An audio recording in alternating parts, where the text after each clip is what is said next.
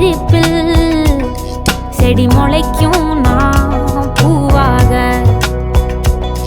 வெயில் அடிக்கும் நாள் வரைக்கும் கொடை பிடிப்பேன்